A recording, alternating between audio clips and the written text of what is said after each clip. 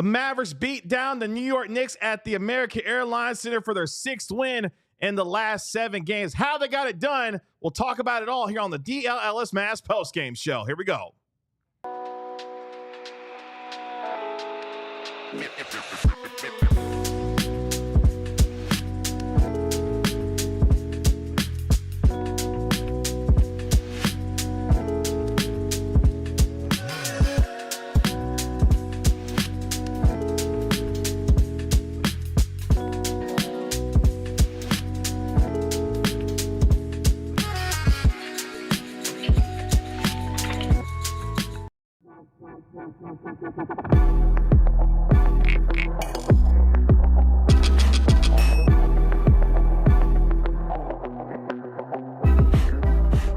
Hey, what's up, Dlls Mavs Nation? It's your man, Kevin Gray, alongside Mavericks analyst Bobby Carella. We are Dlls Mavs, your favorite guys covering your favorite team every single game night. And when they beat down the New York Knicks like they did tonight at the American Airlines Center, 129-114 at Kevin Gray Sports, at Bobby Carella, our Mavericks beat writer. Tim Cato, you can find him on X at Tim_Cato. And you can always dial up the Stein line for our national NBA insider, Marc Stein, at the Stein line. Appreciate you joining us here on DLL Sports here on YouTube. Like, comment, and subscribe while you're here. If you're listening on the podcast, make sure you give it a 5-star rating and write a review for it while you're there. And you can tell everyone that you're going to have a happy Thanksgiving because your Dallas Mavericks absolutely demolished the New York Knicks for their 6th win in their last 7 games. The Mavericks with 6 guys in double figures, including Kyrie Irving with 23 points, 7 rebounds, and 6 assists. Naji Marshall, 24 points. Quentin Grimes, his first 20-point game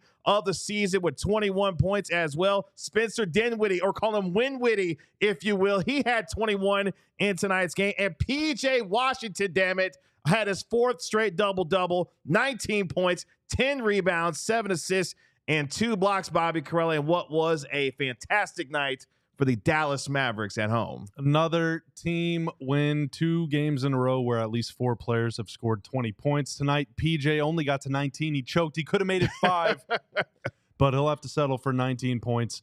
My God, man. I mean, the Knicks, you know, on the pregame show, I said I was a little worried about what they were going to do with Cat. The Knicks missed a couple bunnies in the first quarter, and things got out of hand. It was kind of a wonky game, but the Mavs were in front like 15, 20 points the whole game. Once they reached cruising altitude, they were good to go. That was the number 2 offense in the NBA that they just – I mean, they held them to 114 because the fourth quarter was just a laugher. But the Mavs just dominated another really, really, really good team, and they did it without Luka. They did it without Klay. They did it with me with a belly full of Thanksgiving food for like the 2nd day in a row. A belly full of this unbranded brew, courtesy of Craig Ludwig. Shout out, Luds. Shout out to Luds. And yes, I mean, there's literally nothing to feel bad about right now. Life is good. No, it feels great. And yes, Ben, I will take the credit for Spencer Dinwiddie going off in the last couple of games. KG going after Dinwiddie was the best thing that's happened to him. He probably doesn't give a damn what I have to say. But at the same time, he still responded anyway because that's how you drive, Spencer Dinwiddie, for the 2nd game. He actually in a did row. Drive a little bit tonight. No, he actually did. Yeah, he validated my prediction, man. You got to get some passes. He was making it happen. Like, everyone was aggressive. And that's the thing. Everyone feels good. Everyone is shooting it well. Everyone is finishing well. Everyone is playing well. Like, every single player on the team right now is not afraid. Yeah. Like, no one is shying away from what does it mean when Luka's out? What does it mean when Klay's out? What does it mean if Kyrie's on the bench? Like, they blew the game open tonight with a lineup featuring Dinwiddie with no Kyrie and no Naji. Yeah. It was all Dinwiddie making the plays, and they blew the game open. Including the assist to Jay-Z and Gortman at the end of the first quarter where he knocked down a 3 as the Mavericks led by 13 at the end of 1. By the way, just a couple of numbers to give you perspective on not just good the offense was for Dallas, but defensively how good they were in this game. The Knicks had 38 points in the first half. That was a season low for the Knicks with those 38 points in the first half, and a season low 26% from the field for New York after, of course, they had tying a team record for 45 assists the other night against the Denver Nuggets. Jalen Brunson had 17 assists. OG Anunoby had 40 points in that game. He was really bad tonight, going 3 of 15 from the field, just 8 points. It was the defense, especially in the first half, Bobby, that really got this team off to a good start. and it kept going except for the fourth quarter. It kept going from there when it comes to the way that the game would get after it in the first half against New York. Yeah, I think we should just get this out there now. Whenever we talk about the good things that happen, we're just going to remove the fourth quarter. This is a 3-quarter show. Yeah, all right, exactly. Put your 4 fingers down. I don't have any time for that. Fewest points that a Mavs opponent has scored in the first half since November 15th, 2022. The Mavs have now won 16 straight games whenever an opponent scores 38 or fewer, and all time they are now 140 and 37 in those games. So, I mean, that defense it's a rare sight, for the Knicks to be that poor. This is the number 2 offense in basketball right now, behind only Cleveland. They're only like 0.2 or 0.3 points behind Cleveland. But tonight, this according to Hoops OMG, even including the fourth quarter, the Knicks only had a 112.6 offensive rating, which is it's like average. Yeah, it's not bad. And that includes a layup line in the fourth quarter. They had like 30 points in the paint in the fourth quarter. Yeah. Which means for the first 3, they were awful. Mm-hmm. I mean, in the Mavs, some of it was missed layups, but I want to heap some credit on the Mavs defense because coming into the game, we were all kind of worried like the Knicks are really good. Whenever the Mavs have gone up against good offenses, their really good defense, which is top 5 in the league, top 6 in the league, has struggled at times. But tonight, they switched everything, pretty much everything all game long, regardless of personnel, and really forced New York into a half-court, slow-down, knockdown, drag-out, isolation style of game. And Jalen is really good in that. He scored 37. Jalen Brunson had a great game. 14 of those came in that fourth quarter where it was a virtual layup line for the Knicks. Everybody else, though, really struggled. OG had an awful game. Josh Hart was super quiet until the late in the third quarter. Mikal Bridges was fine-ish. No one else really popped off. Towns was in and out of the game with foul trouble, but he didn't really look like he was that comfortable out there either. Like I said, you don't want to let the Knicks get you into the blender, right? But the Mavs just switched everything, and so they didn't have to worry about that. And I think that's one of the better aspects of, and this is not even no shade at Luka, but whenever Luka's out, whenever Klay's out, the Mavs can switch more because it's more athletes on the floor. Yeah. You got Naji and you got Grimes and you got PJ and you got Maxi and Lively can switch and Kyrie can even switch sometimes and guard up. You just have everybody that is comfortable switching, so you're never giving up anything on a single possession. Rotations were good. They were able to really communicate defensively in that first half. They did this with no Klay Thompson, of course, who missed his second straight game with a left foot injury. Daniel Gafford missed the game due to illness. No Gafford, no Thompson, no problem, as the Mavericks were able to shoot 51.5% from the three-point line tonight, shooting nearly 57% overall from the field, holding the Knicks to just 7 of 29 from downtown. That is a 24% clip from the three-point line. Overall, the Knicks shot 46.5%. Karl-Anthony Towns finished the game with 25 points, as Bobby mentioned. Jalen Brunson had 37 in the game, but a lot of that damage came in the fourth quarter where the game was pretty much decided. So for the first 3 quarters, we'll get to some of the turning points of this game throughout the course of the show. But I want to stick down on this one because Ben mentioned it a little bit earlier. For the second straight game, Spencer Dinwiddie, with the scoring, the passing, he was fantastic, orchestrating this offense, being that somewhat point guard, if you will, alongside Kyrie Irving, who did his thing offensively, did a lot of different things well for the Mavericks tonight. But Spencer Dinwiddie running this offense, getting guys in position, and guys were knocking down shots off of some really nice plays from Spencer Dinwiddie tonight. Yeah, real quick, shout out Garfunkel in the YouTube chat saying I did get it right whenever I said it's Melbourne. Not Melbourne, not Melbourne. Wow, okay. It's just Melbourne. Shout out Garfunkel. Shout out Luke. Shout out all of our Australian viewers. Y'all rule. Also, what is the future like? Tell me. What is tomorrow like? I need to know. In the first half tonight, though, Dinwiddie, 3 of 5 from the floor, 6 assists. Anytime you're point guard in a league where point guards have to look for the shot, anytime you're getting more assists than shots, it suggests to me that you're being aggressive, putting the ball on the floor. The ball is touching the paint. He was able to find some shooters. Now, some of those assists were in transition. Some of them were just swing around the perimeter or whatever. But Dinwiddie was breaking his man down, and then as the game went on, he was getting shots. It's kind of like you're softening up the defense a little bit. Mm-hmm. And especially, again, that stretch, it was late in the first, I think early in the second maybe, whenever Kyrie and Naji were out, it was like Dinwiddie, Gortman, maybe Hardy or maybe Grimes in there. I don't really remember. And then you had like Maxi out there. Like it wasn't guys that are going to create much stuff off the dribble. It all had to be through Dinwiddie. And the Knicks didn't put OG or Bridges on Kyrie as much as I thought they would tonight. So the reason that I was really bullish on a Spencer playmaking game is because I thought Kyrie was going to be hounded by the big guys.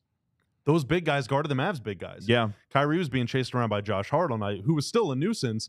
And so Dinwiddie did have to pick up some of the heavy lifting, but that's what they need from him. Mm-hmm. They don't need him to be dribble for 15 seconds and a step back three guy like he was in Miami. They need him to be this guy. Attack, attack, attack. Set the tone. And be the playmaker that he was. Those 3 assists that he had in that first quarter, all assisted 3-pointers with Naji Marshall, Kyrie Irving, and Jason Gortman hitting that 3 at the end of the first quarter to have the Mavericks up by 13, 28-15. By the way, those 15 points in that first quarter for the Knicks, a season low for first quarter points in any quarter this year for the New York Knicks. So again, that defense stepping up to be able to handle their business the way that they did. And for the Mavericks, they've now won 6 of their last 7 games. They now get ready to play against Utah and Portland on a back-to-back on Saturday and Sunday. They're going to be on the road for a little bit. But at the same time, it feels like even with Luka being out, the Mavericks are now 3-1 in the games without Luka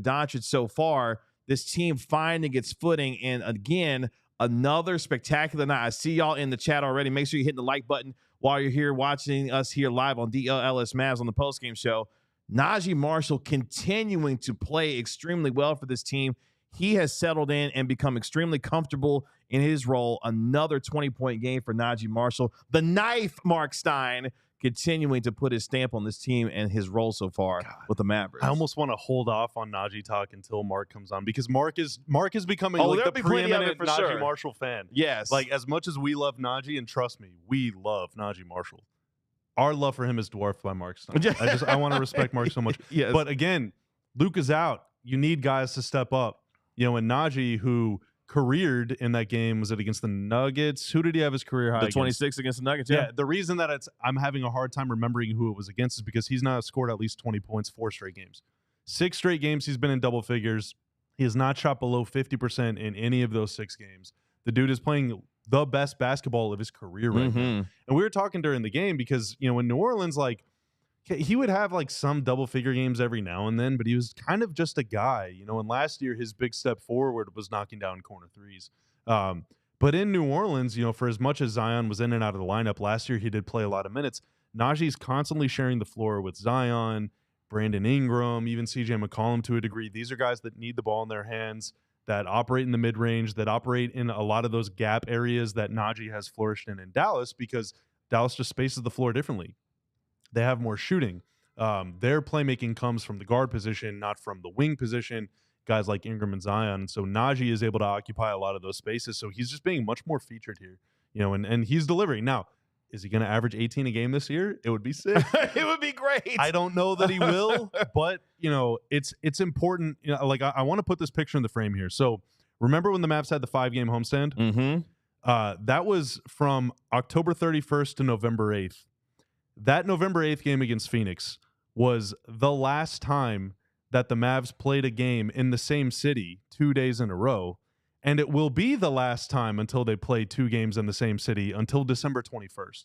Wow. So that's a month and a half of traveling around the country, coming home for 1 game and leaving again, coming home from 1 game and then going on a 3-game road trip, coming back and now going on a 2-game road trip. Like, they are moving right now, and they're doing it very shorthanded. So all of these nights, whenever Naji steps up, or the other night Hardy steps up, or Quentin Grimes has a big game, or Dinwiddie now is shooting like Steph, like, these all matter a whole lot because this team is gassed, dude, but they're still finding ways to win. Yeah, and they're doing it without their superstar, who the Mavericks are hoping to get back very soon. But the Mavericks handling their business and doing it in a big way tonight against the New York Knicks with their 129-114 win. Coming up next, we'll have our guy Tim Cato live from the American Airlines Center with his news and notes on tonight's game, including a really cool one when it came to the ESPN broadcast for Mark Followill. And we'll get to your super chats as well throughout the course of the show. All that coming up next year already. Let's go. That's right. Coming up next year on the Dlls Mavs postgame show. But let me talk to you about Sleeper, the sleeper app that you know for hosting the best fantasy football leagues out there. Now allows you to put your ball analysis to the test by picking whether your favorite or least favorite players have more or less than their projected stats each week. With Sleeper, the more picks you can buy, the more you can win, all the way up to 100 times your money. They also keep you in the loop with instant alerts for breaking news and major injuries, so you can stay ahead of the game and keep track of league updates in real time, so you're always informed and ready to outsmart your friends. Cowboys taking on the Giants tomorrow on Thanksgiving Day. I expect CeeDee Lamb to have a huge day, so I'm definitely taking him to have more than one receiving yard and to have some big numbers against the New York Giants secondary. If you think you have what it takes, download the Sleeper app and use code DLLSMAVS. For a limited time, new users can now get their first deposit matched 100% up to $1,500, the largest deposit match offer ever. Remember, terms and conditions apply. See Sleeper's terms of use for details. Currently operational in over 25 states. Make sure you check out Sleeper today. And when OG Anunoby failed to record a steal, living up to my only expectation of him ever, I curled into a ball on the floor. Lucky for me, though, it was an Empire Today flooring, so it was super comfortable and reliable. Empire Today is the best place to get new flooring, so of course they got copycats, but none of those copycats or grifters can be beaten. Can beat Empire on quality, service, and speed. So those low lifes will advertise you low quality products that Empire simply won't carry. Empire's not going to promise the lowest prices because anyone who does that is putting flooring in your home that they wouldn't put in theirs. With their virtual floor designer, you can shop for floors where you use your floors. You don't got to go be bothered by at a big box store. You can shop on your own time where you use your floor, so you know what it'll look like in your kitchen, in your living room, in your basement, wherever it is that you're putting these new floors down. Schedule a free in-home estimate today. All listeners can receive a $350 off discount when they use promo code DLLS. Restrictions apply. See EmpireToday.com/DLLS for details. I've got nearly 300 people watching us live here on the DLS Mavs postgame show. I need you to like, comment, and subscribe to DLLS Sports. While you're here, tell your friends, tell your family that the best sports talk in DFW is right here with DLLS Sports. Really appreciate you joining us here on the DLLS Mavs postgame show. Do we have our guy, Tim Cato? He is ready and live at the American Airlines Center after the Mavericks take out the New York Knicks 129-114. 6 guys in double figures. But a really cool note that we'll start off with here on the ESPN broadcast, there was a special fill-in with somebody that we know quite well here with the Dallas Mavericks. That's yes. Mark Followill was there. I may chat with him a little bit about his experiences. I haven't done that yet. I don't have anything to add yet, so don't want to overpromise. Yeah, but I do have really important news from the press conference. Well, let's get to it. Yeah. Naji Marshall says he does have a place to go for Thanksgiving tomorrow. Okay. I know that this, I know you guys were really. It's not. It's definitely not that. He said it was a joke the entire time, that he's just testing y'all. Really? Well, it worked, or do whatever. We still have leftovers? There's plenty. Yeah. Yeah. If you hurry back to the studio, you leftovers. get some. There's a lot. It was so good. Well, he said he would bring a side of mac and cheese wherever he goes. Well, okay, he said that's what out he of mac would and cheese, bring. so we could use some. Okay. Let me get back with him and check on that.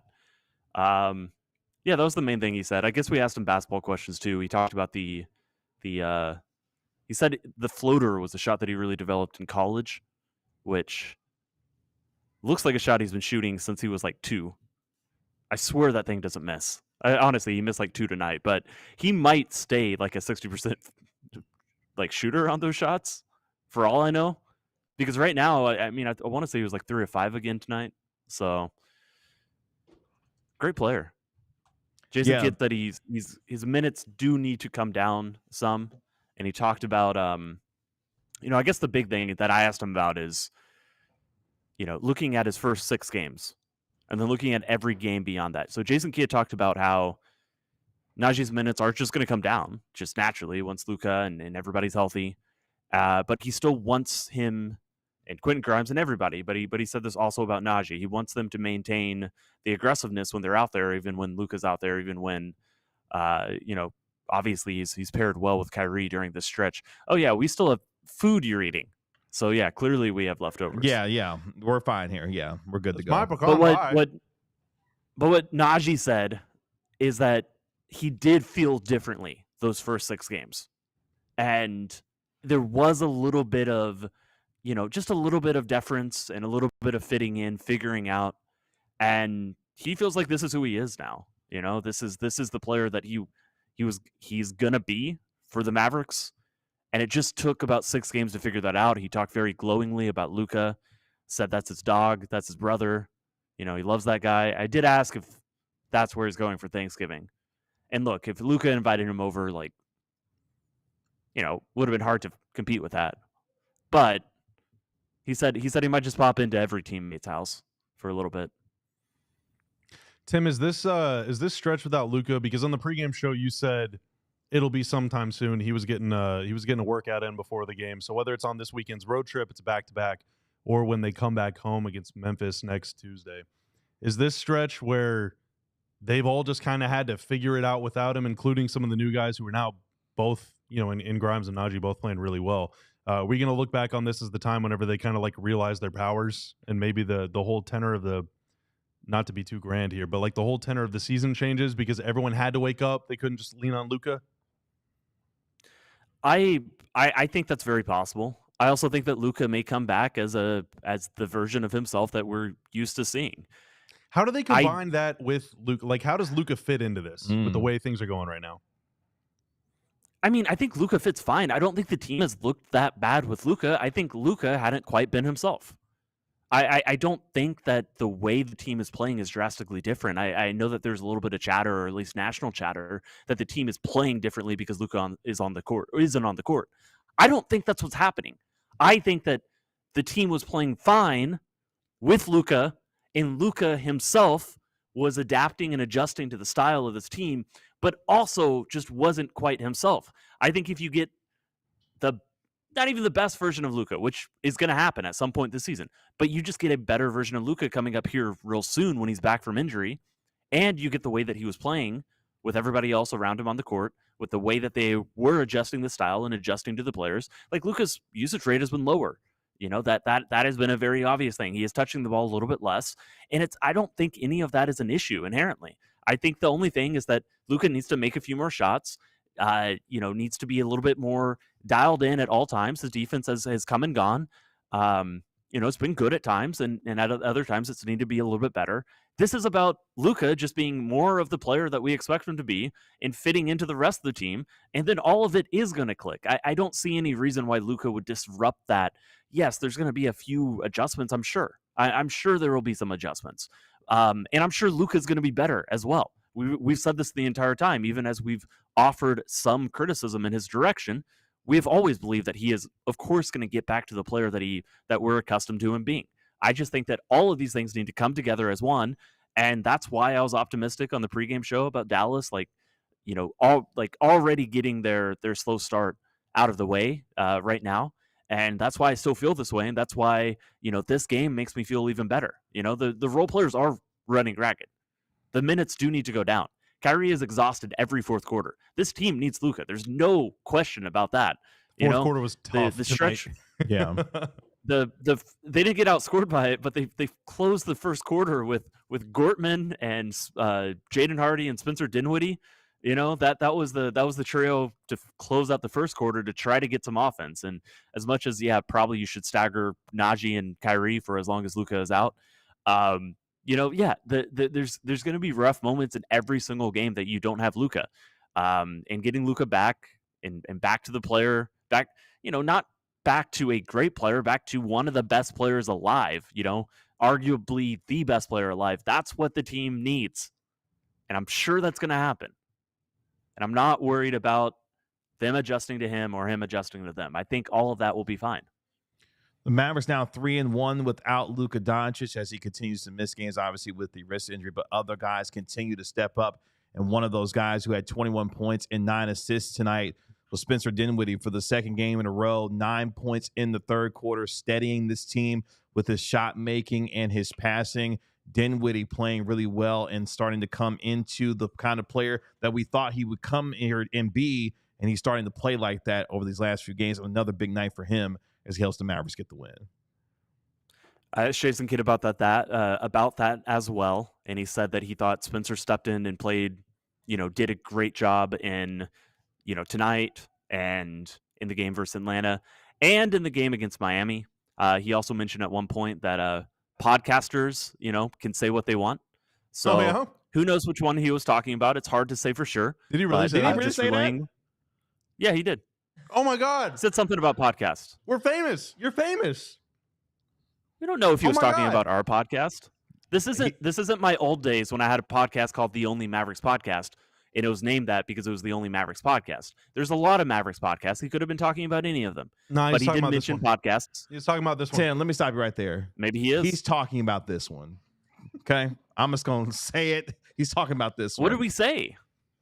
Well, you said some stuff, Kevin. I said everything, and I will wear it, and I will own it. And you can look, if he wants some smoke with me, I'm right here. I ain't gone nowhere. I'm right here. He did not name us by name.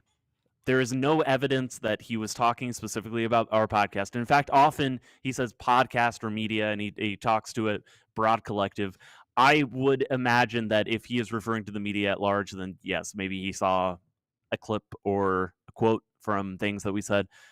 Go listen to our post-game show after the Miami loss, because I think we offered... yourself. Is J-Kid... Actually, leave a comment below. Is J-Kid talking about KG? Well, what I was going to say... And if he is, I'll say it again. I'm sitting right here. Oh, my God. I'm right here. The gauntlet's been thrown. I'm not walking nothing back I said. Shout out to Mark. I'm not walking back anything that I said. Spencer, Kevin, play I think well you'd also Spurs. agree with me. Huh?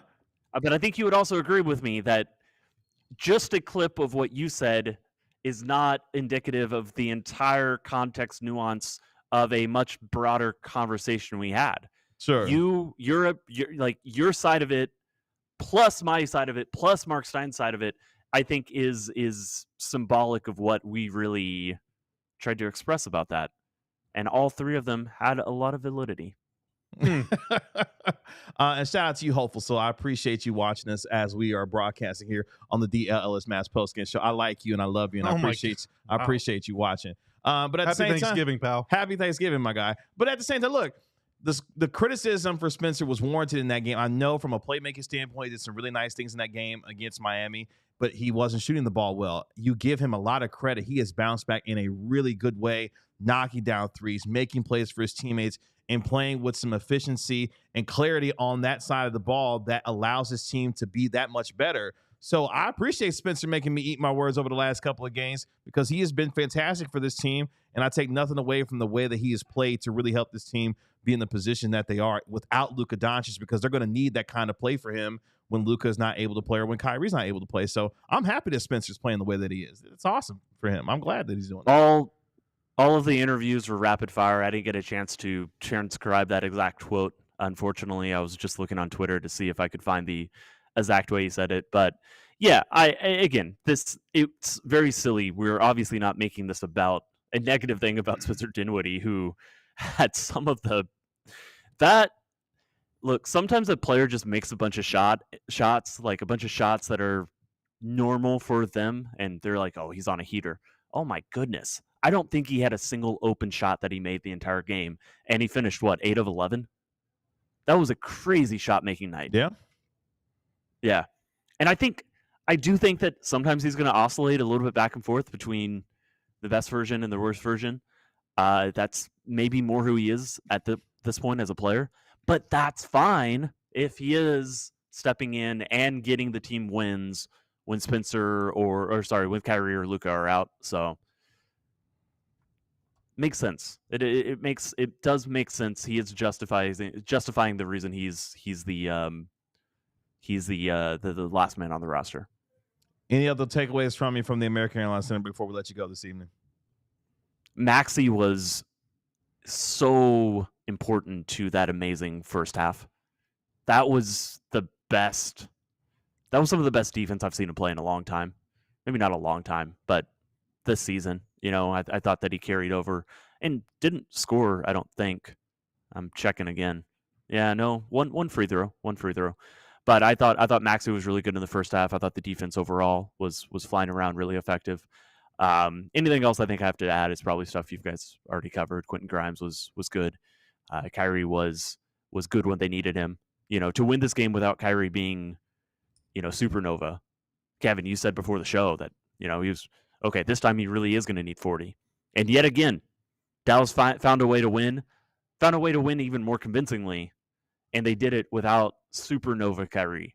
A good Kyrie, to be very clear, obviously. But, that was the best one of the Mavericks seasons. It was the most impressive one. to me. Another best win. Luka's... Ring the bell.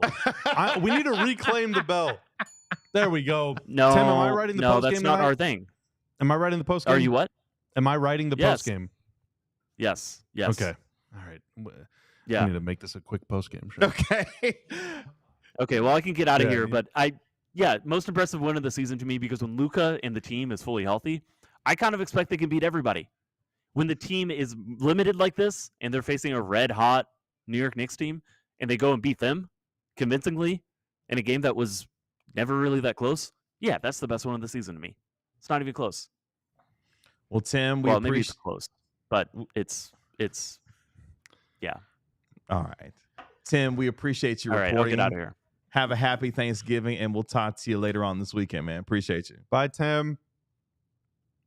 There he goes, our Mavericks beat writer Tim Cato, joining us live from the American Airlines Center. Shout out to Hopeful Soul, man. Like, we're in the entertainment business. Like, relax. We're having a good time. If it didn't sound like I was joking, well, guess what?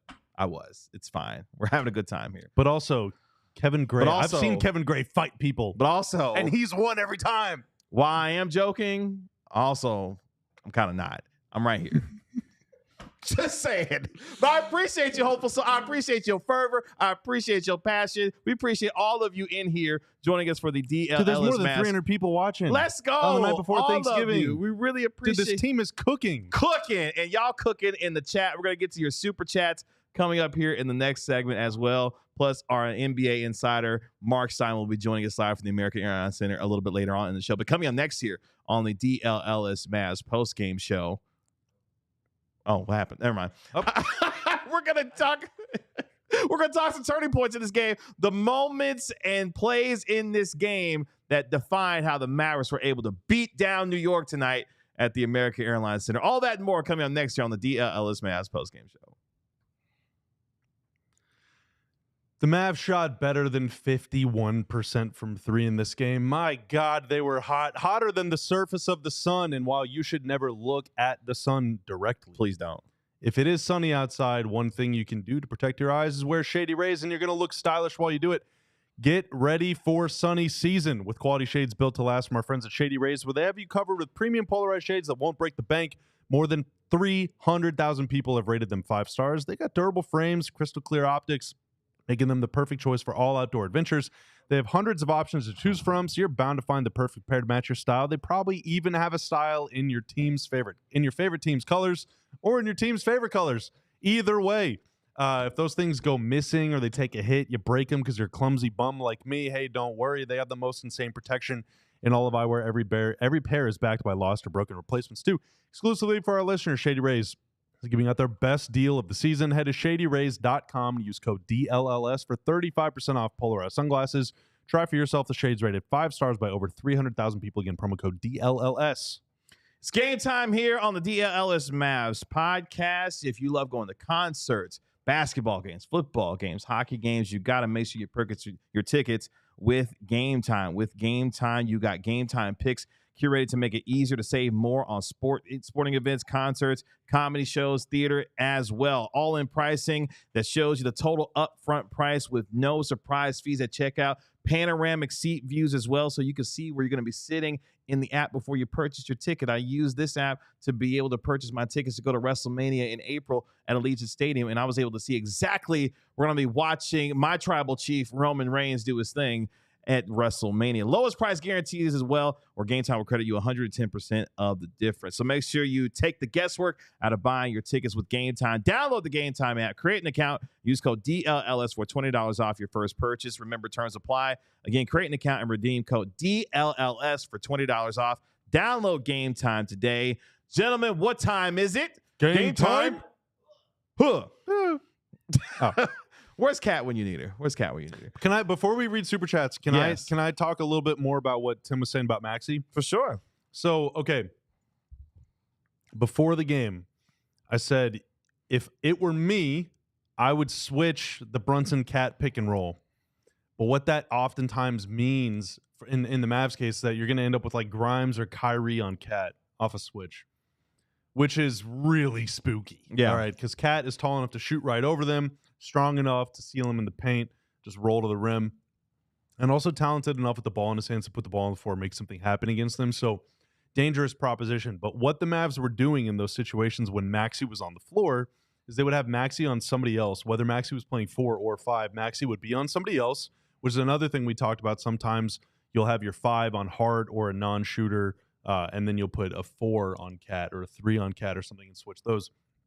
And what they would do when Cat would get that switch on a smaller player and try and seal him on the block is as Cat's going down the lane to try and get in position, the defender that was previously on Brunson that had switched onto Cat, so I'm just going to call him Quentin Grimes, would peel off his man, and Maxi would then switch from the weak side. So it's almost like a 3-player switch. You got Grimes switching from Brunson onto Cat, and then from Cat onto, let's say, Josh Hart. Mm-hmm. You got whoever was on Cat first, like let's say PJ switching from Cat onto Brunson, and then you got Maxi switching from Hart onto Cat. And so it's a 3-man weave on defense almost, to where you're never really giving up much of an advantage. You know, and the Mavs are able to do that a few times really effectively. Sometimes they weren't. But that's a new thing. We have not seen them defend that way very often. That's becoming a much more common way teams defend. The Nuggets are really good at doing that to kind of protect Jokic and some of their other players. But yeah, it was really interesting. Very impressively done. And you need to have that communication and to be able to play with the physicality to be able to ensure that you're making all of that happen, because there's a lot of moving parts there. I thought the Mavericks did a really good job of that. We saw a lot of athleticism on the floor. PJ Washington had a really nice block on OG and Anunoby. We saw a block dunk of Derek Lively on Karl-Anthony Towns. Like, there were a lot of guys making a lot of different plays in tonight's game. Again, playing team basketball, and you love to see that as this Mavericks team continues to play without Luka-Doncic. In the past, my last thing on that, I had a lingering thought real quick, my bad. But in the past, the Mavs would just switch that, have like Grimes on Cat, and then double. Mm-hmm. And you know how I feel about doubling post-up like players in the year of our Lord 2024. You do it if you want to lose. That's it. You do it if you want to lose. The Mavs doubled Jokic all night. The first time they went to Denver, guess what? They lost. They didn't double Jokic all that often last time. No, they did not, and it was to their benefit with winning this game tonight. Let's get to some of our super chats here before we get to some of the turning points. We got a lot of them. Let's go. Tonight's game. Plenty to get to. Let's start with Francel Brito, who has the $5 super chat. Watch out, boys. It's Naji Marshall time. All right. We have so many ball handles and creators, such a different complexion from last year. Happy holidays, Dlls fam. Happy holidays to you. Dude, that PJ well. block right at the end of the game was so disgusting.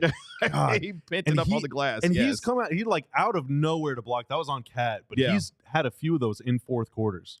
Like, he's getting up at the very end of games. And like tonight, he played 36 minutes. Mm-hmm. Like, he's got so much juice in the tank. It's unbelievable. 4 straight double-doubles for PJ Washington, too, by the way. He is 7 assists tonight as well. Fantastic. Making plays, passing the ball as well. Let's get to Joseph Vandergriff. He's got the $4.77 super chat. Joseph! Hey, boo. Percent chance they lose to Utah. We're not worried about that. It's all good vibes around here, baby. All good vibes around here. Not a chance. Eat they your lose. turkey, Come eat on. your ham. Enjoy your holiday before you start thinking about Utah. Don't worry about that. That's the only time we'll ever boo super chat. That's the only time we'll ever boo super chat. Guarantee it. Guarantee. Marc Stein. Let's get to let's go. That's right, Marc Stein. Let's get to Mark Bentley with the $4.99 super chat. This stretch of games without Luka really has allowed this team to gel. Deepest Mavs team I have ever seen, end quote. That's a bold statement there. We've talked about that a lot on this podcast, but at the same time, what's your favorite saying when it comes to depth? Depth can only be depth when depth is depth, and it was tested tonight with no Luka and no Klay. That is a lot of offense. That's 2 starters.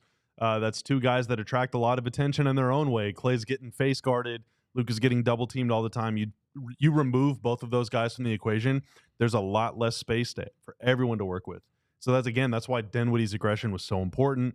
Jaden Hardy was trying to be aggressive, but he was a bit of a chaotic turnover machine in the first half. He kind of settled down a little bit as the game went on. But, I mean, the more contributions you get from these guys, the better. Now, it certainly doesn't hurt that everybody is shooting like 80% the last few games. That's right. But just keep doing that. just keep doing it. Make sure you're liking the video while you're here as well. Nearly 100 likes on the video with over 300 people watching. Continue to like while you're here watching us on the Dallas Mavs postgame show. Let's go to Super Chat Ardell. He comes in. Quote, the knife is the truth. We like the depth that we're seeing. I feel like tonight is a loss in seasons past. I mean, without Luka, what's their record over the years? I think in one of those years, maybe was it 21-22? They went like 7-9 without Luka, and we were like, oh my god, yeah, they're so good without Luka. They're almost 500. They're almost 500. Now I think I saw someone in the chat say they're 4-1. I don't know if that's the official record. 3-1. 3-1.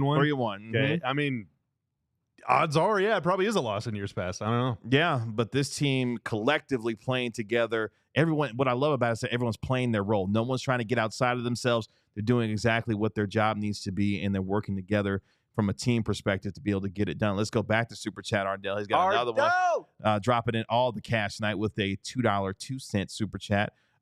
Luka trade / hate talk is folly, pure foolishness. Stop. Full stop. I'm right there with you. Once this superstar gets back, I think that's one of the things I thought Tim made a great point with. Luka getting adjusted to his new team and the style of play that he's got to work with when it comes to Klay, when it comes to Naji, Quentin Grimes as well. You could tell that this team, even when Luka comes back, they will have that much more confidence to know exactly what they're needing to be doing, playing alongside Luka, and hopefully they'll be able to hit the ground running once he does come back. But yet another piece of evidence tonight that they played with the kind of poise and consistency needed to be a very talented Knicks team who had just put a beat down on Denver the other night.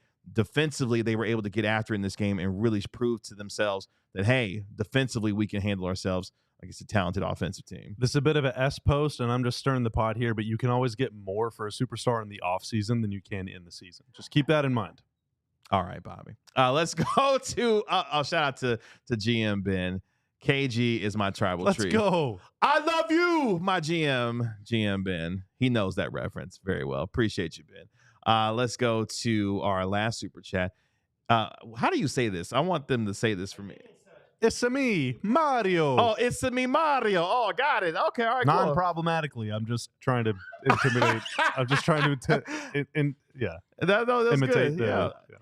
It's got the I love Super Mario. Love that game. $1.99 super chat. Is it time to worry about the challenges? They've been so bad at Go those. Mavs. You know what that's coincided with? Luka not playing. Luka's usually pretty good when it comes to challenges. Luka's been terrible at it this year, too. This year, he hasn't been great He's been terrible with it. In years past, though, Luka's really good at the challenges, though. This year, yeah, you're probably right. You know what I think it is? I think J-Kid has heard Twitter's pleas for more timeouts. And so by calling crummy challenges, he's just wasting timeouts. So that is like, you want me to call timeouts? I'll call one. I'll use it. And that way he can smoke the timeouts so you don't have to worry about it later on. Appreciate all of you with your super chats. And if you got more, we don't mind you giving us money as well. But if you're a player and you know the ball's out on you and you do this, you deserve a $10,000 fine. Like, wow, 10,000? You're doing that in front of God and everyone. We all know who it was off. All right, your hand went this way, their hand went that way, the ball went this way. It's off on you, but don't do this. It's probably off you. Coming up next year on the Dlls Mavs podcast, I promise you we're gonna get to some of the turning points of this game. But all y'all with your super chats, we had to talk about with y'all. Stream's popping off. We really appreciate that. Again, over 300 people watch, so we want to make sure that you're commenting, and subscribing to the podcast and here on DLLS Sports. But coming up next, we're going to go live to the American Airlines Center, where we are going to be joined by our national NBA insider, Marc Stein. His news and notes on the game tonight. Plus, we now know Naji's Thanksgiving plans, thanks to our Marc Stein. We'll ask him about that coming up next year on the postgame show. But first, a little bit more about what we're doing here at DLS Sports. First off, shout out to more than 300 of you basketball sickos, you little basketball demons, hanging out with us at 10 p.m. on a Wednesday night here in beautiful Dallas, Texas. We're going to be bringing you post-game and pre-game for every single game all the way through the finals run and the parade and the whole bit this season at DLS Sports here for free, along with coverage of Cowboys, of Rangers, of Stars. If you want to take your support one step further than just subscribing to the channel, which we would really appreciate, then you can click this or scan this little QR code right here, or click the link in the description below, or go to alldls.com/diehard and sign up to become a diehard. What that is less than $7 a month on your end, and in exchange you get a free shirt, you get a discount on all merch, and we just launched some new merch items within the last couple days, and we got some Black Friday sales coming up very soon as well, including some Cyber Monday stuff too, so be on the lookout for that. But you get a discount on all that stuff. You get access to our entire website, all the paywalled premium written content from usually Tim, but me tonight on Mavs, Rangers, Mavs, Stars again, Cowboys as well. You get to join the DLS Discord lounge where Tanner was watching Gladiator, and we got me and John talking about Jack Antonoff, producer John from Stars. We got people posting. I better see a lot of smoked meat pics tomorrow, all right? All of you with your Thanksgiving turkeys. I need to see them all in the Discord server and a whole lot more bennies. So if you want to do that, that would be fantastic. I would appreciate the heck out of you forever. That's all I really have to say about that, Kevin. AllDLLS.com. Become a diehard member today for less than $7 a month. Premium content on our website, 20% off events, our member-only Discord Event where you can chat with us as well. So make sure you join us here at our DLLS Sports family, and you can let us know when you get your physical diehard card as well. Tag us on social media, and we'll shout you out as well. Again, AllDLLS.com. Become a diehard member today. Mavs Muse in the chat. Yeah, it is 4-1. Yeah, it's 4-1. It, so it was OKC, Denver, Atlanta, Knicks wins, and then the loss at Miami. That's right. Which, if we're really, that was like half a win. I feel like they should get half a win for that. For which one? The Miami game. They forced overtime. That's like half a win. No, that's a tie. I see what you did there, but yeah. They're undefeated without Luka. Shout out to you, Mavs Muse. Appreciate you joining us here and the correction on that particular statistic. Hey, we can't get it all right all the time. But this guy does get it right all the time. You can find him on X and dial up the Stein line at the Stein line. He's our national NBA insider. He is Marc Stein. Mark, what's going on? What's up, guys? I was just about to text Tanner to make sure that you guys saw me, and he sees me. Good news. Dude, we've been jamming, Mark. We have been. What have I missed? A lot of stuff. Well, we got a lot of super chats. A lot of folks feeling good about the win tonight. They were just waiting for Dapper Stein to show up, and you didn't disappoint.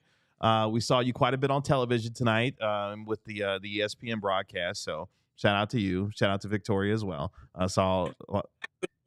Viewers. Say it again. That could not have been good for viewers. No, it was great. That's why we stayed tuned in. Dennis already asked, can you show us your cable?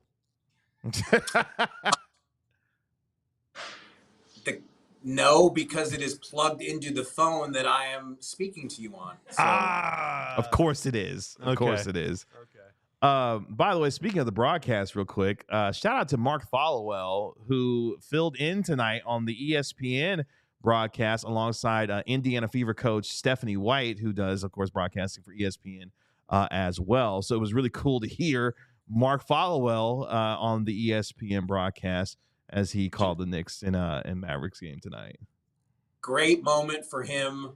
Unfortunately, the legendary Mike Breen had to be a late scratch for tonight's broadcast, and so ESPN needed to manufacture a replacement on very short notice, and I'm not exactly sure how word was transferred to them that the very capable Mark Followill, who we're frankly lucky to still have in our midst in Dallas, and he jumped right in, and I obviously didn't get to see any of his call, but I'm guessing he rose to the occasion. That was awesome. It was so cool. He was great. Like, I've always felt like Mark would be fantastic on the national stage, and to see him being on the broadcast. And my favorite part about the broadcast is obviously he's the Mavericks television voice. So anytime the Mavericks had like some exciting plays, like he did it the way that you would do it, very professionally for the broadcast, being a neutral broadcaster. But I can only imagine the feelings inside of him wanting to be that much more, boisterous and excited about some of the plays that were happening for the Mavericks. But he kept it right down the middle. Like he was supposed to, being on the ESPN broadcast. So it was great. He is a pro. Very much so. And obviously you're a pro as well when it comes to getting information, including the Thanksgiving plans of one Naji Marshall. Is that correct? Yeah, look, I mean, I can't sit here and tell you that I have the whole rundown, but it was I watched Naji's whole pregame warm-up. And after he was finished, as he customarily does, he sat down with Mavericks assistant Eric Hughes to go over some details, watch some film together, go over some stuff that they needed to go over. And I saw them in deep conversation, in deep thought, and I was just like, God, I really don't want to interrupt them, but I have to interrupt them because this is my clear chance. You affected the game plan, Mark. You're right. Well, who knows? Maybe it was. I must have affected in a good way. Naji's on a tear. True. True. Last game's just racking up numbers. And I said, you know what? I hope E. Hughes doesn't get mad at me for doing this, but I'm going to sneak over there. I was like, from far away, I was watching them, and I'm like, is this getting to the end? Is this getting to the end? Because this is a typical thing guys do before a game. They go through their pregame warm-up, and then they sit down with an assistant coach that they're close with and watch some film clips and get some specific instructions for that night, opponent and everything. And I'm just watching them kind of from afar, and I'm like, is E. Hughes going to be really mad at me if I just sneak up on them? And they were great. They were both couldn't have been more gracious. They weren't upset at all. And I just, first of all, any chance I can get out to blurt out the knife. And I was like, Naji, the world I live in, everyone is curious. Everyone is concerned. Is the knife really without Thanksgiving plans on Thanksgiving? Because we just cannot have that. And he just let out a hearty laugh and said, absolutely not. He's all squared away. He's got plans. And I didn't want to press for details, but I figured that I should tweet that out before the game just to quell any concerns. And you guys saw him. He's playing the best basketball of his life. I mean, he is sensational right now in just an absolute groove. He's found the 3-ball to go with everything else. And, a few days ago, I did the story with Mark Cuban where we talked a lot. Mark Cuban spoke a lot about his current role with the team, why he's not allowed anymore by the league to sit behind the bench at road games. We talked about all these, ownership type topics, but something from that Mark Cuban discussion that I didn't put in the story, and he's been on me that I didn't put it in the story, because in our conversation when we did talk about basketball, he's been like, you guys are not saying enough about Naji. I'm like, we talk about Naji all the time and how well he's playing. He's like, he's the point forward we've been wanting for years here. And he's just, I think organizationally they're obviously thrilled with the basketball that Marshall is delivering right now. And, something tells me that he was probably messing with us a little bit and probably was not in such dire need for a Thanksgiving date as his tweet made it seem. Mark, I know you're like a huge Bob McAdoo fan, and you have a lot of other favorite basketball players over the years, but where does Naji Marshall rank on your all-time? Like, how high is he moving right now? I am far too impartial to be ranking current Mavericks among favorite players, Bobby. I'll take that as like top 5, top 3. You can infer from that what you He's will. just fun to watch. He's so much fun to watch. He's like a throwback, but also super modern. Like, he's just a really unique player. And again, he looks so comfortable now. And at the beginning, there was concern, and obviously it took him much longer than he would have hoped to find the 3-ball. But now that he's knocking some of those down, I mean, what is he not doing at this point? I mean, he's playing an all-around floor game to, exactly the specifications that the Mavericks would have hoped. I mean, they had major hopes for him. I mean, this was a team that had very limited flexibility to make off-season moves. They had to turn the Klay Thompson sign and trade into, 5-6 teams? I don't even remember how many now, except that it was the largest sign and trade in league history. I do remember that. They needed 5 or 6 teams just to get Klay here. They had very limited flexibility to offer Naji Marshall what they did. They convinced him to come. Remember, they initially offered that same 3-year, $27 million deal. They offered that first to Derek Jones Jr. And Derek Jones Jr. said, no, I think I can get more elsewhere. And the Mavericks swiftly pivoted to Naji Marshall. And Naji Marshall took the 3-year, $27 million deal. And there you go. You see the results. He's absolutely delivering for them right now. I do want to quickly remind everybody that in that 6-team mega trade, the Mavs also acquired the Sixers' second-round pick. They lost tonight to fall to 3-14. Just want to put that out there. Wow. Look, I'm gonna say this: Sixers are cooked. They're cooked. I don't even know what the plan is for them at this point. But you're loving. That's gonna be one of those. If if Super Kev is right, that's going to be one of those fake first rounders that's like 32 or 33. Exactly. 33, the same pick that was used to draft a certain Jalen Brunson. Who wound up having 37 points in this game. 14 of those came in the fourth quarter, where the Knicks scored, 43 points in the fourth quarter. But teams were trading buckets at that point with the game pretty much decided at that point. Ask you guys a question. The second half, I was all over the place, running around, chasing after people. So, and sorry for the coughing. I obviously did not see the broadcast. How much was the Tom Brady thing part of the broadcast? He got on screen a couple times. There was at one point Jason Kidd looked like he was having a conversation with Tom Brady, but of course Tom's going to be calling the game on Fox between the Giants and the Cowboys. So that's why he is in the Dallas, the greater DFW area, because he's going to be calling Cowboys, Giants, whatever that football game is going to be tomorrow on Thanksgiving Day.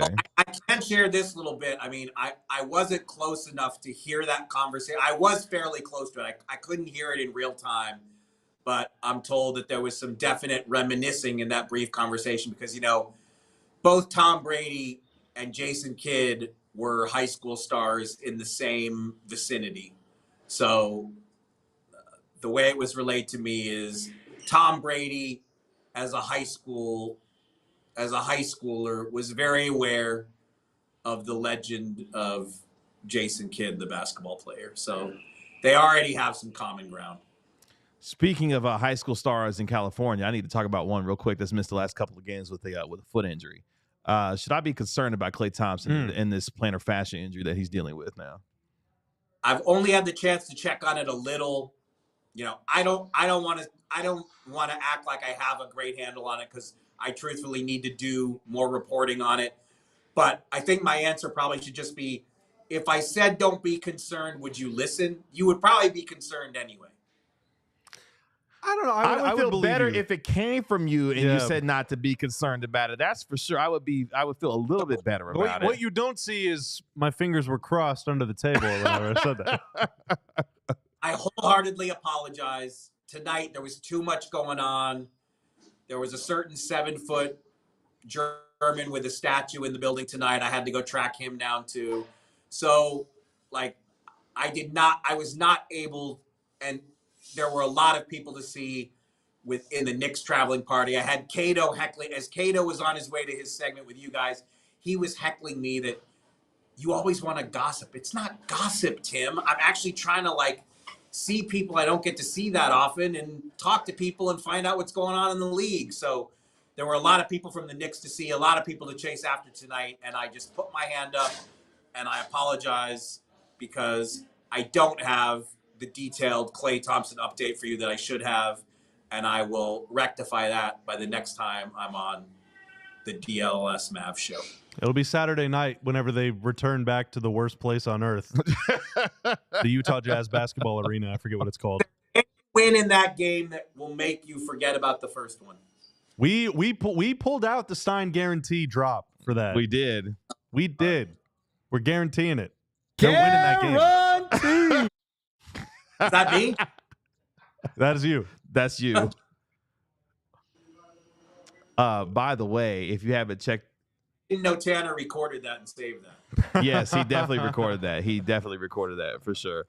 By the way, I want to make sure that if you have not checked out Mark's latest piece discussing the connections and ties between the Mavericks and the Knicks over the years, it's a fascinating read to see the amount of connections, especially over the last 5 to 7 years between these two organizations, whether it be the Kristaps Porzingis trade, Tim Hardaway, Jalen Brunson, hell, the new director of international scouting and development, Mark Ninjai, coming from the Knicks to the Mavericks. There's a lot of connections between these two teams, and even also Casey Smith, who works for the Knicks, coming back as far as that's concerned with the working for Tibbs. Yeah, that's a hard job keeping those guys healthy. But I'm sure that was a fascinating piece to chronicle in detail for you as you were putting that together.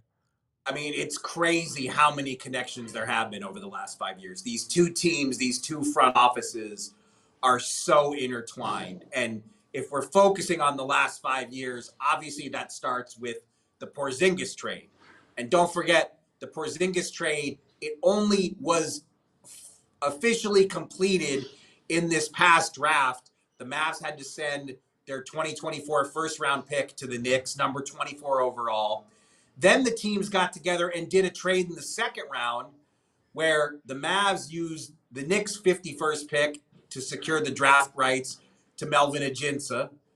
58 went from Dallas to New York, and the Knicks got Ariel Porty. Am I saying his last name properly? And he's made their roster this season as the number 58 overall pick. And then in the summertime, you said it, the Mavericks hired Mokhtar Njai away from the Knicks to be pro personnel scout, director of pro personnel and international scouting.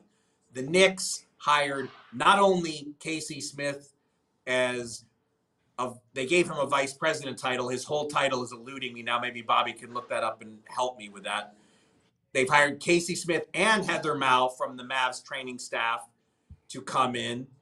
And, obviously both Casey and Heather highly regarded in the field and very highly regarded by a certain Jalen Brunson, who obviously is, the Knicks franchise player right now. And then, you mentioned it as well, the Knicks, after Mokhtar Njai leaves for Dallas, they needed to beef up their international scouting, and they hired Alvidas, and help me with his last name, Bobby, because I don't want to say it wrong.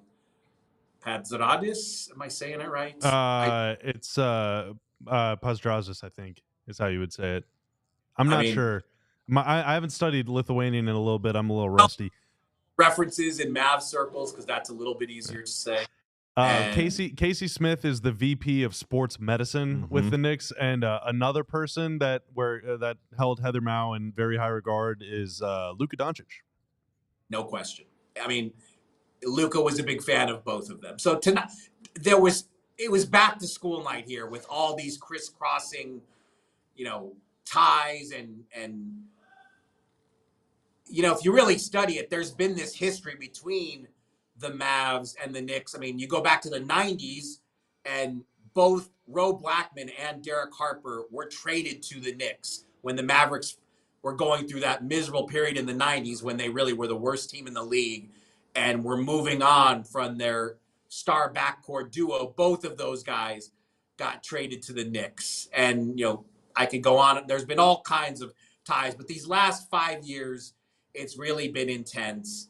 And look, Casey's return for a lot of people in this organization, it was a huge deal tonight because when Casey Smith, he was the head athletic trainer here for almost 20 seasons, but for the last 4 or 5 years of that, he was maybe longer. He really was a member of the front office. When Rick Carlisle and Donnie Nelson abruptly left the Mavs in a seemingly 24-hour span after the 2021 season, suddenly, after years and years and years of no change, the Mavericks suddenly needed a new GM and a new coach. And Mark Cuban put a 5-person panel together to advise him on the hires. Dirk Nowitzki was on it. Michael Finley was on it. Don Kalkstein, the Mavs lead sports psychologist for many, many years, he was on the panel. Keith Grant, who was part of the Mavs front office for 4 decades, was on the panel. And the 5th member of that panel was Casey Smith. And that 5-man panel, that was the driving force for Jason Kidd's hire. If you remember at the time, Mark Cuban publicly said he was going to hire a GM first, and he did not hire a GM first. They hired Jason Kidd first. And then Nico Harrison emerged as the new lead of basketball operations. So Casey Smith had a massive, massive presence with this team for 2 decades. And, the last 5, 7, how many ever years, he was really part of the front office, not just leading the medical staff. So for him to come back here for the first time, on top of Brunson's return, for the people on the team and in the organization who've been here a long time, it was no question, it was a big deal. Casey Smith also just an all-time good dude, just a really nice guy.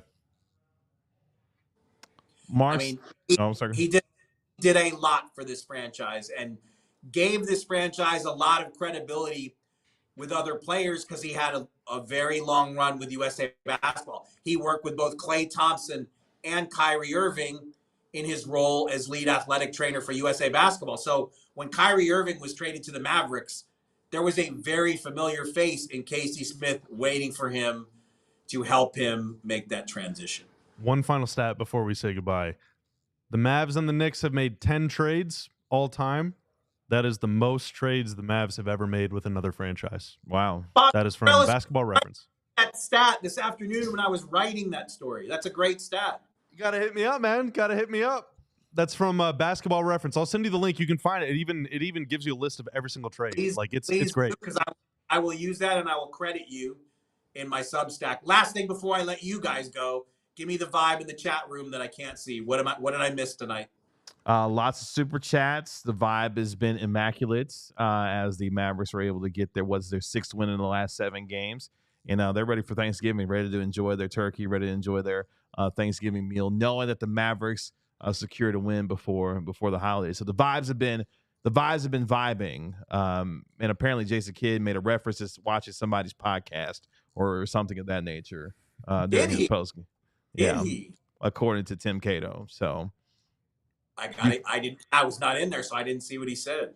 Yeah, I'm gonna go back and watch the press conference to see exactly how he said it in the manner in which he said it with, in reference to talking about Spencer Dinwiddie and some of the things that obviously he was able to do tonight, playing pretty well. So we talked about it the other night.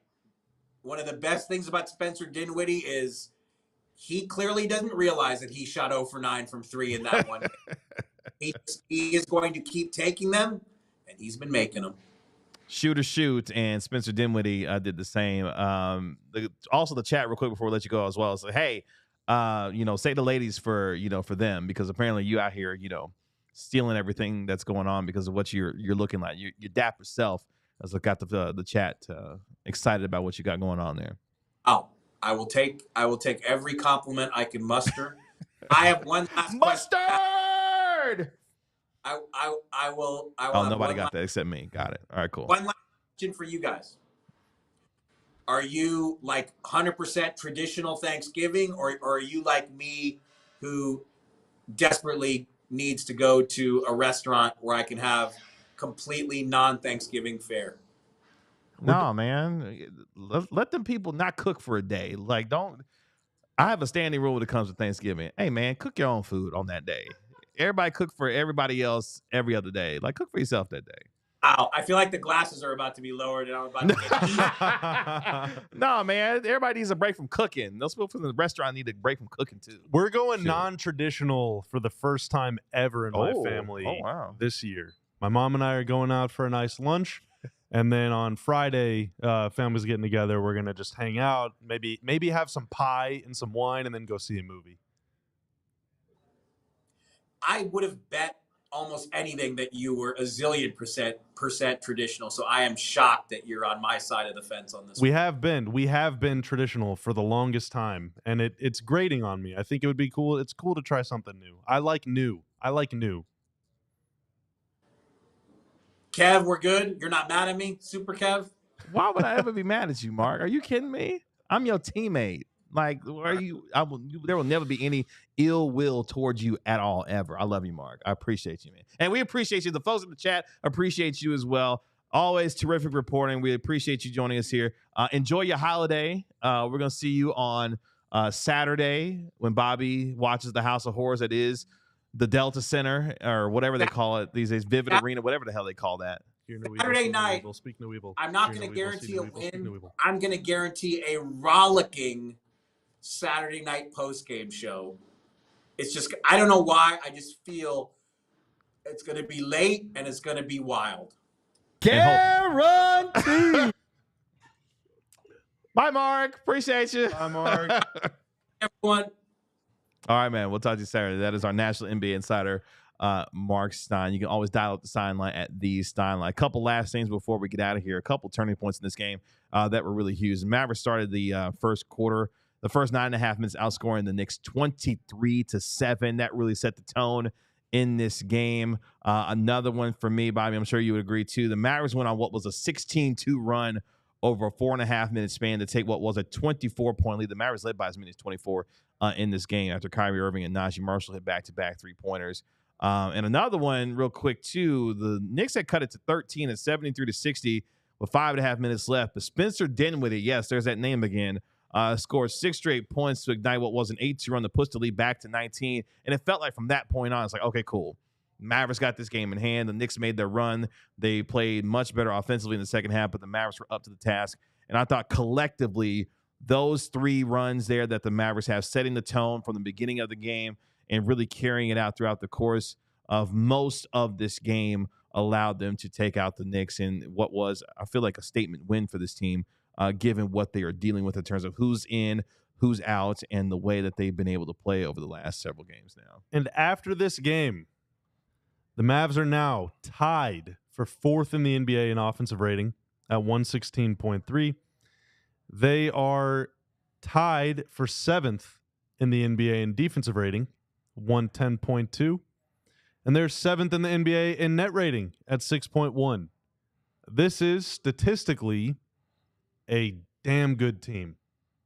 And, the last week or so, they've been able to put a couple wins together that kind of matches that profile, because earlier in the year, they had the Minnesota win, but that was really their only kind of, okay, that's a really good win. Mm-hmm. And Minnesota, by the way, is now below 500. Wow.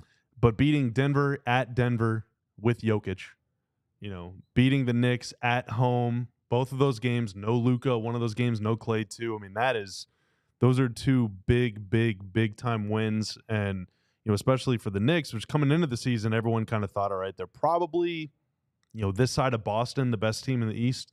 Maybe Cleveland has a case for that now, but the Knicks are going to be in it down to the end. And so you get a win against them, that's really good. And now after that, okay, so you beat Denver, you beat OKC, you beat the Knicks. Can I read you their schedule between now and Christmas? Yes, please. All right. You get Utah, Portland, Memphis. That'll be tough. Washington. That Memphis game's here at home, though. Yeah. Washington, Toronto, 2 games against the Clippers. Sneaky tough. Portland, Minnesota. That's a home game on Christmas against Minnesota before you go to Phoenix, then play Portland, Sacramento to round out the year. That is, for Western Conference standards, probably the easiest stretch, the easiest 8 games the Mavs will play all season. Mm-hmm. In the span of 8 games, you get Portland twice, you get Washington, you get Toronto, you get Utah, you get the Clippers twice. The Clippers are pretty good this year, but they don't have the star power. You should win at least one of those games, if not both.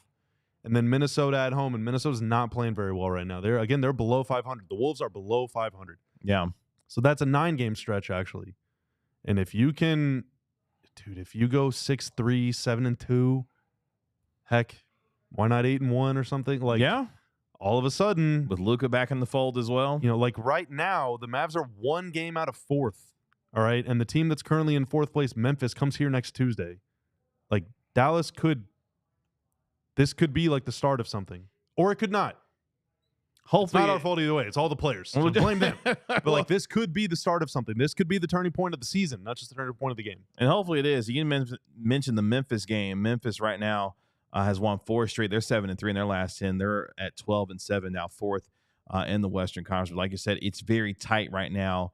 A game and a half separates what is the 10th seed and the 5th seed right now in the West. That's how tight things are in the early portion of the year. If you go 7-2 in 9 games with how tight it is, you're zooming past teams. Mm-hmm. That's how you create separation. It's not by playing 25 and 17 ball over the course of 42 games. You have to sweat it out. No, let's do it now. Run it up. Do it now. Yeah.